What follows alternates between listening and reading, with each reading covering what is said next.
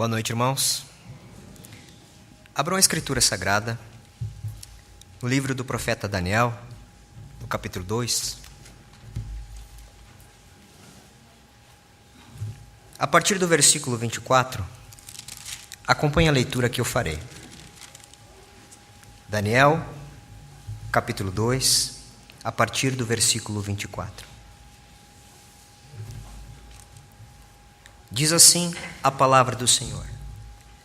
Por isso, Daniel foi ter com Arioque, ao qual o rei tinha constituído para examinar os sábios da Babilônia. Entrou e lhe disse: não mate os sábios da Babilônia. Introduze-me na presença do rei e revelarei ao rei a interpretação. Então Arioque depressa introduziu Daniel na presença do rei.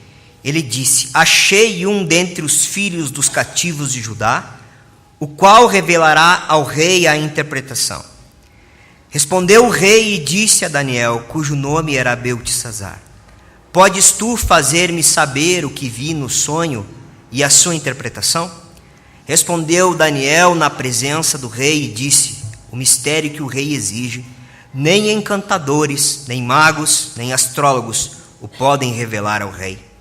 Mas há um Deus no céu, o qual revela os mistérios, pois fez saber ao rei Nabucodonosor o que há de ser nos últimos dias. O teu sonho e as visões da tua cabeça, quando estavas no teu leito, são estas.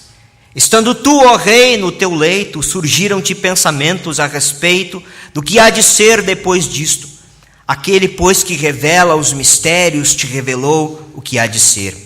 E a mim me foi revelado este mistério, não porque haja em mim mais sabedoria do que em todos os viventes, mas para que a interpretação se fizesse saber ao rei, e para que entendesses as cogitações da tua mente. Tu, ó rei, estavas vendo, e eis aqui uma grande estátua, esta que era imensa e de extraordinário esplendor. Estava em pé diante de ti, e a sua aparência era terrível. A cabeça era de fino ouro, o peito e os braços de prata, o ventre e os quadris de bronze, as pernas de ferro, os pés em parte de ferro, em parte de barro.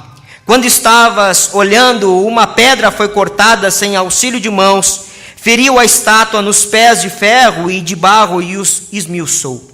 Então foi juntamente esmiuçado o ferro, o barro, o bronze, a prata e o ouro, os quais se fizeram como a palha das eiras do estio. E o vento os levou, e deles não se viram mais vestígios. Mas a pedra que feriu a estátua se tornou em grande montanha, que encheu toda a terra. Este é o sonho, e também a sua interpretação, diremos ao rei. Tu, ó rei, rei de reis, a quem o Deus do céu conferiu o reino, o poder, a força e a glória, e cujas mãos foram entregues os filhos dos homens, onde quer que eles habitem, e os animais do campo, e as aves do céu, para que dominasse sobre todos eles. Tu és a cabeça de ouro. Depois de ti se levantará outro reino inferior ao teu, e um terceiro reino de bronze, o qual terá domínio sobre toda a terra. O quarto reino será forte como o ferro, pois o ferro a tudo quebra, e esmiuça como o ferro quebra todas as coisas. Assim ele fará em pedaços e esmiuçará. Quando ao que viste dos pés e dos artelhos, em parte de barro, de oleiro, e em parte de ferro, será esse um reino dividido, contudo haverá nele alguma coisa de firmeza do ferro, pois que viste o ferro misturado com barro de lodo. Como os artelhos dos pés eram em parte de ferro e em parte de barro, assim por uma parte o reino será forte e outra será frágil. Quanto ao que viste do ferro, misturado com o barro de lodo, misturar-se-ão mediante casamento, mas não se ligarão um ao outro, assim como o ferro não se mistura com o barro. Mas nos dias destes reis, o Deus do céu suscitará um reino que não será jamais destruído. Este reino não passará a outro povo, esmiuçará e consumirá todos estes reinos, mas ele mesmo subsistirá para sempre. Como viste que do monte foi cortada uma pedra, sem auxílio de mãos, e ela esmiuçou o ferro, o bronze, o barro, a prata e o ouro. O grande Deus fez saber ao rei o que há de ser futuramente. Certo é o sonho e fiel a sua interpretação. Então o rei Nabucodonosor se inclinou e se prostrou o rosto em terra perante Daniel, e ordenou que lhe fizessem oferta de manjares e suaves perfumes. Disse o rei a Daniel: certamente o vosso Deus é o Deus dos deuses, e o Senhor dos senhores, e o revelador de mistérios, pois pudeste revelar este mistério. Então o rei engrandeceu a Daniel e lhe deu muitos e grandes presentes, e o pôs por governador de toda a província da Babilônia, como também o fez chefe do supremo de todos os sábios da Babilônia. A pedido de Daniel, constituiu o rei a Sadraque, Mesaque e Abdenego sobre os negócios da província da Babilônia. Daniel, porém, permaneceu na corte do rei. Desde toda a eternidade, Deus, pelo seu muito sábio e santo conselho, da sua própria vontade, ordenou livre e inalteravelmente tudo quanto acontece. Assim é aberto o terceiro capítulo da Confissão de Fé de Westminster, na sua primeira parte. E o que nós veremos hoje, na exposição deste capítulo 2, é aquilo que Deus mostra para um rei ímpio sobre os futuros acontecimentos, cujos quais o povo de Deus sofreria, ou estaria vivenciando, estaria observando. Nós vimos no primeiro sermão que o povo de Deus estava cativo em uma terra distante. Fora levado cativo porque desobedeceu à lei de Deus e quebrou a aliança com o Senhor. O Senhor os conduz para esta terra que é a Babilônia. No segundo sermão, nós vimos que o remanescente fiel permanece. Temos ali Daniel e seus amigos, que já escolhidos dentre aqueles que foram levados cativos, recebem treinamento para assistirem na corte do rei Nabucodonosor. Nós vimos também que eles enfrentaram o seu primeiro grande desafio, que era não contaminar-se, que era permanecer fiel a Deus, mesmo sendo provocados a esquecerem tudo aquilo que eles eram e de onde vieram, e principalmente do seu Deus. Agora, nós encontramos neste segundo capítulo o monarca da época, o dono do império que dominava o mundo, tendo um sonho. E nós lemos durante o nosso culto solene todo o capítulo 2 de Daniel. Na primeira parte, depois nós vimos na primeira parte que o rei tem um sonho. Depois nós vemos que ele manda matar aqueles que não puderam revelar o seu sonho. Nós vimos depois Daniel recebendo a interpretação do sonho e a revelação do sonho, e apresentando-se a Deus, louvando o nome do Senhor, porque revelara a ele o sonho do rei Nabucodonosor, coisa que ninguém tinha podido saber. E agora, por último, nós vemos Daniel se apresentando diante do rei, com a revelação do sonho e a interpretação do mesmo. No capítulo 2, meus irmãos, nos primeiros versículos, nós observamos um homem que tem uma noite ruim. Pense quando você não dorme bem e tem um sonho terrível. Todos já passamos por isso. No outro dia é normal que fiquemos pensando naquilo. O que será que foi? O que pode ser isto? Isso é normal. E certamente Nabucodonosor também já tinha passado por diversas circunstâncias, como ter sonhos durante a noite. Mas dessa vez foi diferente. Desta vez, quando ele acorda, ele chama diante de si toda a comitiva que era especialista nestes assuntos. Ele chama para falar que estava extremamente perturbado, que perdera o sono durante a noite, porque tivera um sonho terrível. E quando vem até Nabucodonosor, todos os especialistas, os magos, os encantadores, os caldeus, os astrólogos, toda aquela comitiva que ele tinha, que era acostumada a tratar de coisas ocultas, de coisas misteriosas, quando eles se apresentam diante de Nabucodonosor, o cenário é um tanto quanto diferenciado. Porque não é como de outras vezes, que se conta o sonho, e os magos e encantadores vão lá e contam, e revelam, e dão a interpretação do sonho. Dessa vez, Nabucodonosor não conta o sonho. Ele não diz para eles o que ele sonhou, ele só declara que está extremamente perturbado por aquilo que sonhou. Nós estamos diante de prováveis duas possibilidades. Talvez Nabucodonosor tenha sonhado e acordado e tivesse se esquecido do sonho e mesmo assim estava terrivelmente espantado. Como nós podemos observar no versículo 3, olhe mesmo você aí. Disse-lhes o rei: tive um sonho, e para sabê-lo está perturbado o meu espírito. Dá a entender a possibilidade de que ele teve um sonho, mas ele não lembra do sonho. Mas também existe a possibilidade, nós podemos percebê-la no versículo 9, de que o rei estava usando de uma estratégia para não ser ludibriado por toda aquela comitiva de especialistas. O versículo 9 diz: isto é, se não me fazeis saber o sonho, uma só sentença será a vossa, pois combinastes palavras mentirosas e perversas para as proferirdes na minha presença.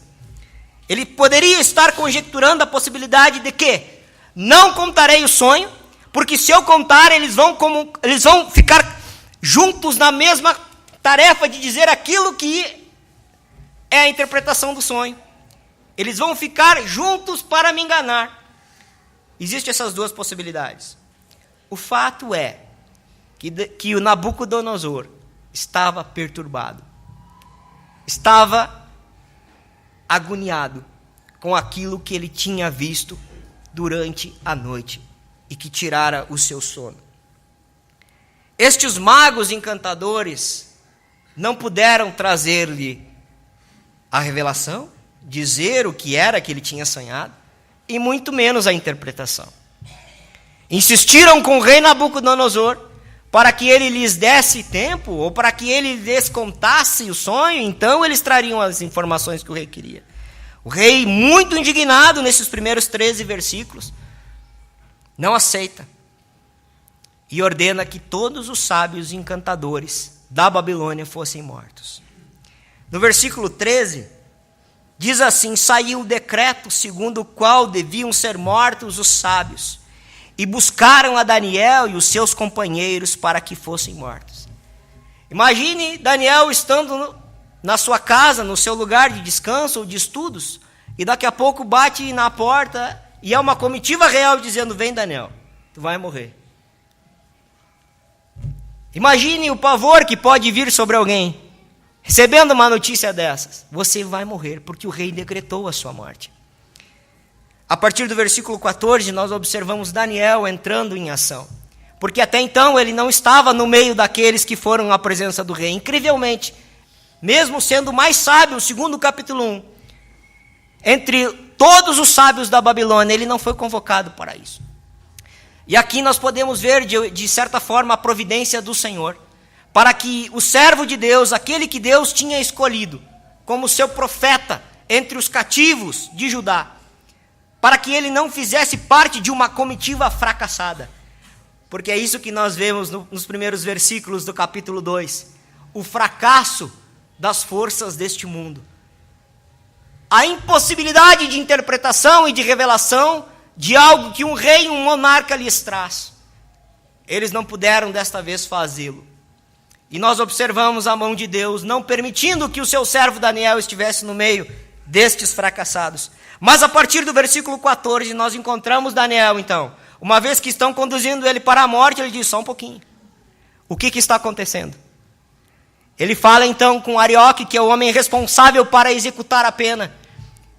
E ele explica: olha, aconteceu isso, o rei teve sonhos.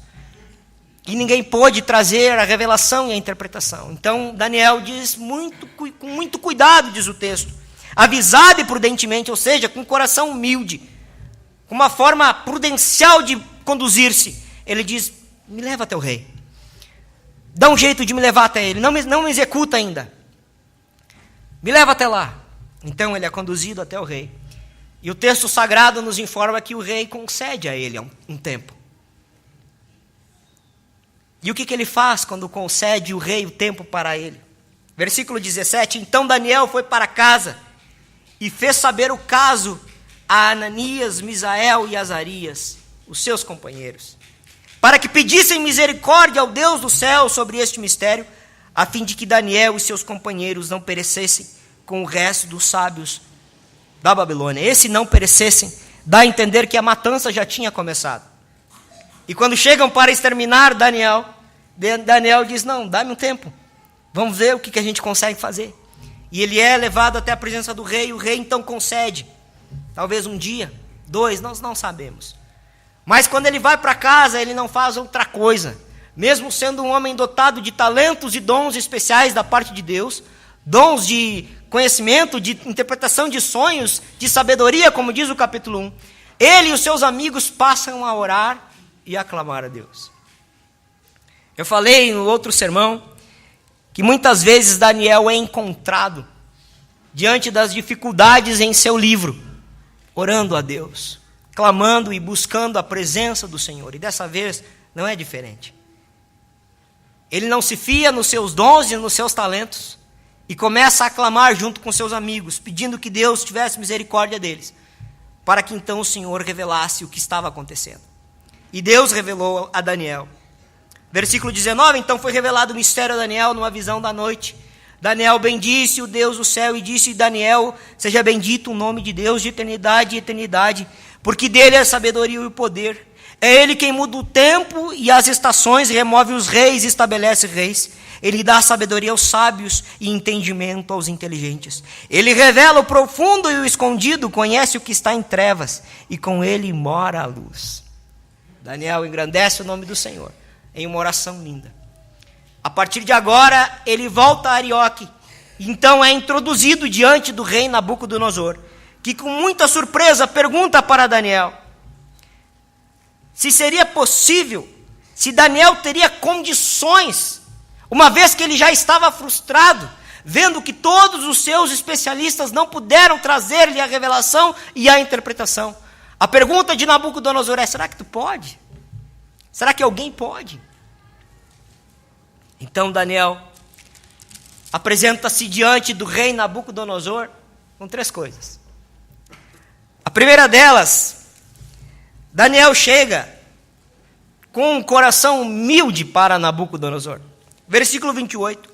Mas há um Deus no céu, o qual revela os mistérios, pois fez saber ao rei Nabucodonosor o que há de ser nos últimos dias. Respondeu Daniel na presença do rei e disse exatamente isso. Daniel não bateu no peito e disse: eu posso. Daniel disse: há um Deus que pode. Daniel apresenta-se para o rei já lhe ensinando algo. Nabucodonosor, o sonho que tu tiveste não é teu. Não é algo simplesmente produzido pela tua imaginação, mas o Deus do céu te deu este sonho. E se alguém está te atormentando com revelações, este é Deus. É exatamente isso que Daniel dá a entender em suas palavras. E ele começa agora, a partir desse momento, a narrar o sonho do rei. Imaginem, irmãos, este cenário. Um rei em toda a sua pompa, extremamente perturbado por um sonho que tivera, sem saber o significado e talvez sem nem lembrar o que tinha sonhado, mas sabia que era algo grave e por isso estava perturbado. Diante de um homem cativo que era apenas um jovem de talvez 16, 17 anos, que diz que há um Deus no céu que revela o profundo e o escondido. Imagine essa cena. Quando Daniel começa a contar para Nabucodonosor, e Nabucodonosor começa talvez ou a conferir informação com informação, ou começa a lembrar-se do sonho que tivera naquela noite. Daniel narra todo o sonho para o rei Nabucodonosor. E depois de narrar aquilo que o rei tinha sonhado, que era algo terrível, que era uma estátua gigantesca, formada de 4 elementos: ouro, prata, bronze, ferro e barro. Ele começa a explicar para Nabucodonosor do que se trataria. É interessante que Daniel chega para Nabucodonosor e não sai contando o sonho. Daniel diz para ele no versículo 29, estando tu, ó rei, no teu leito, surgiram-te pensamentos a respeito do que há de ser depois disto. Ou seja, Daniel disse algo a mais. Daniel disse, tu estavas antes de dormir pensando no que iria acontecer depois da tua morte, ou depois do teu reino. Daniel conta com detalhes para ele, sobre o que estava se passando. E Daniel revela para ele que Deus mostra o que iria acontecer, então, depois dos seus dias. Meus irmãos, nós não temos tempo para abordar com minúcias o sonho que Daniel revela, que Deus revela a Daniel para o rei Nabucodonosor. Mas sabemos que Deus mostra para o rei Nabucodonosor, para aquele monarca, que fora o próprio Deus quem tinha levantado, e quem tinha o constituído para levar o povo dele cativo. Deus mostra para ele o que aconteceria depois da sua morte, império por império. A interpretação do sonho diz que a cabeça de ouro é o próprio rei, ou seja, é a própria Babilônia, portentosa e bela. Depois nós observamos que desce para um peito de prata e braços também. Aqui a história vai nos mostrar, quando analisamos a história e comparamos com o texto sagrado, com a revelação, que trata-se dos medos e dos persas, que sucederam a Babilônia. Depois nós temos o bronze, e aí nós encontramos o período de Alexandre o Grande. E depois do período grego, que é o período de Alexandre o Grande, vem o último reino, o reino romano, que era ferro e barro. E uma das suas características de ser ferro, o ferro é aquele que tudo esmiuça e tudo destrói. E assim era a característica do Império Romano, que devastava tudo e a todos. Mas não terminava por aí. Porque a palavra diz, no versículo 44, mas nos dias destes reis, o Deus do céu suscitará um reino que não será jamais destruído. Este reino não passará a outro povo, esmiuçará e consumirá todos estes reinos, mas ele mesmo subsistirá para sempre. O término do sonho de Nabucodonosor, quando estava contemplando essa estátua, com todos esses elementos, é que uma rocha, uma pedra cortada não por mãos humanas, diz o texto sagrado, caiu aos pés da estátua, de modo que ela foi totalmente desfacelada. De modo que ela foi destruída e virou pó. E nada mais se viu desta estátua e destes reinos. Meus queridos irmãos, Deus, o Senhor de toda a terra, permitiu a Nabucodonosor ver o que iria acontecer depois de sua morte. E não obstante a isso, não somente ver os reinos que o sucederiam, ele permitiu que ele visse a chegada do Rei Eterno.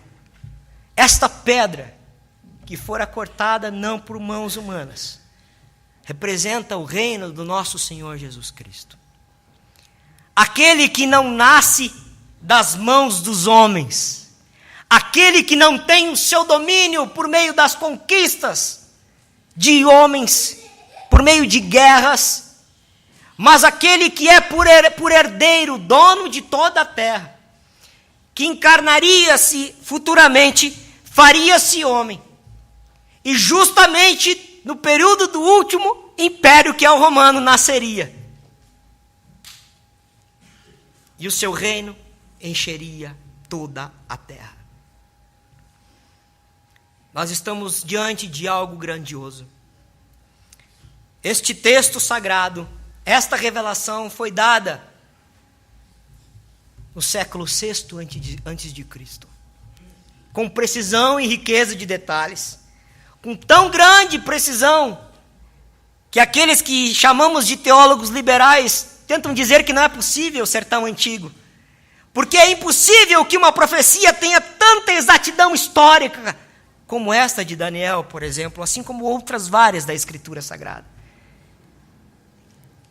Mas o que eles não compreendem é que o Senhor Deus é o dono da história. O nosso Deus é o dono da história. E ele revela para um rei ímpio, que estava comandando, estava mantendo prisioneiro o seu povo, que visse o que iria acontecer. Visse que eles, os reis da terra, são aqueles que levantam-se e caem. Mas há uma característica deste reino, que é cortado por não mãos humanas, que é uma pedra, que vai e bate em todos estes reinos, e eles não mais existem, transformam-se em poeiras. Todos os reinos que nós vimos até aqui foram sucedidos. Este reino não será sucedido, jamais. O próprio Nabucodonosor reconhecerá no capítulo 4 do profeta Daniel, dizendo: depois de sua loucura, que o teu reino não é um reino sempre eterno, ou seja, é um reino eterno, um reino que não passa jamais. O reino do nosso Senhor Jesus Cristo, a igreja de Cristo, é o seu reino, é o seu corpo. O Império Romano tentou acabar com este corpo, com este reino, e não pôde. Os cristãos foram perseguidos, foram mortos, foram machucados, foram queimados vivos, e nem assim puderam parar com este reino que avança e avança. O reino de Cristo, o Espírito de Cristo está sobre a sua igreja. E disse o Senhor Jesus que aquele que crer nele, ainda que morra, viverá. O reino de Cristo não pode ser destruído, porque primeiro, Cristo é o Rei soberano, e ninguém pode contra ele. E segundo, os seus súditos, os seus servos que creem nele, mesmo que morram, um dia voltarão a viver. É um reino interminável, um reino que não pode ser destruído, que avançará para sempre. Todos os reinos do mundo, meus irmãos, eles levantaram-se e caíram, mas este reino não terá fim. A partir do versículo 46, nós estamos caminhando para o final dessa exposição. Diz que o rei Nabucodonosor se inclina e se prostrou em terra perante Daniel e ordenou que lhe fizessem oferta de manjares e suaves perfumes. Disse o rei a Daniel: certamente o vosso Deus é o Deus dos deuses e o Senhor dos senhores e o Rei dos reis e o revelador de mistérios, pois pudeste revelar este mistério. Então o rei engrandeceu a Daniel e lhe deu muitos e grandes presentes, e o pôs por governador de toda a província da Babilônia, como também o fez chefe supremo de todos os sábios da Babilônia. A pedido de Daniel, constituiu o rei a Sadraque, Mesaque e Abdenego sobre os negócios da província da Babilônia. Daniel, porém, permaneceu na corte do rei. Nós vemos aqui um rei ímpio diante de Deus.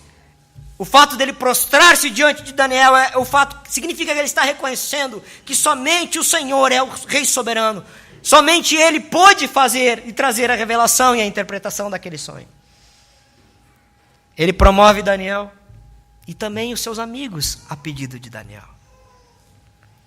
Meus queridos irmãos, nós vimos neste sermão que Deus revelara a sua vontade para um rei ímpio. E quando ninguém podia saber qual era esta revelação, o seu teor e o seu significado, o servo de Deus estava ali e Deus o usa para que o rei pudesse saber do que se tratava. Este texto nos ensina que o Senhor Deus, nosso Deus, é o Senhor da história. E nos ensina ainda mais, ele nos ensina que o reino de Cristo é aquele que viria e que veio. Os últimos dias, reconhecido nesse texto, são aqueles que dão-se a partir do nascimento do nosso Senhor Jesus Cristo até o seu retorno. Estes são o período dos últimos dias. Para todos aqueles que não reconhecem este reino, o apóstolo Pedro, também o comparando a uma rocha, a uma pedra, na sua primeira carta, no capítulo 2, versículo 6 diz: pois isso está na Escritura, eis que põe em Sião uma pedra angular, eleita e preciosa, e quem nela crer não será de modo algum envergonhado. Para vós outros, portanto, os que credes, é a preciosidade, mas para os descrentes, a pedra que os construtores rejeitaram, essa veio a ser a principal pedra angular, e pedra de tropeço e rocha de ofensa. Cristo é o elemento chave da história, e assim é o seu reino também. Eu concluo, meus irmãos, com algumas aplicações para a nossa vida, para a vida da igreja. Em primeiro lugar, Deus não fala mais por meio de sonhos. Isso precisa ficar claro. Mas Ele falou um dia e revelou a sua vontade. Hoje Ele fala pelas Escrituras Sagradas, que é a sua revelação final. Ele mostrou a um rei ímpio que Ele é quem estava no controle da história. Daniel, diante da morte, mostrou um espírito sereno e grande confiança em Deus. Meu irmão, você também deve confiar no Senhor, mesmo que o terror bata a sua porta. Você deve entender que os rumos da história estão nas mãos de Deus. Ele não apenas sabe dos fatos que sucederão porque previu, mas sim porque decretou um por um. Nada é surpresa para o Senhor. Não te atemorize diante da morte. Não te atemorize diante de más notícias. Confie no Senhor. Tudo está determinado pela sua boa mão e pela sua palavra. O reino de Cristo é diferente de todos os reinos do mundo, pois ele não dependeu de força dos homens, nunca irá ser sucedido por outro e tem enchido toda a terra. Não se atemorize. A história dos homens está nas mãos de Deus, e os governantes do mundo são seus servos. Ele os levanta quando quer e os abate quando deseja. Por último, confie naquele que conduz os rumos da história e reina para todo sempre. Amém. Senhor, nós oramos nesta hora. A tua palavra foi pregada e ela é poderosa para fazer a tua obra. Nós te agradecemos pela tua palavra que temos recebido do Senhor, reconhecendo que o teu reino é um reino eterno que não terá fim. Reconhecendo, Senhor, que tudo é teu e para ti. Muito obrigado, Senhor, pela tua palavra nessa noite. Nós agradecemos em nome do teu santo filho Jesus. Amém. Deus os abençoe, irmãos.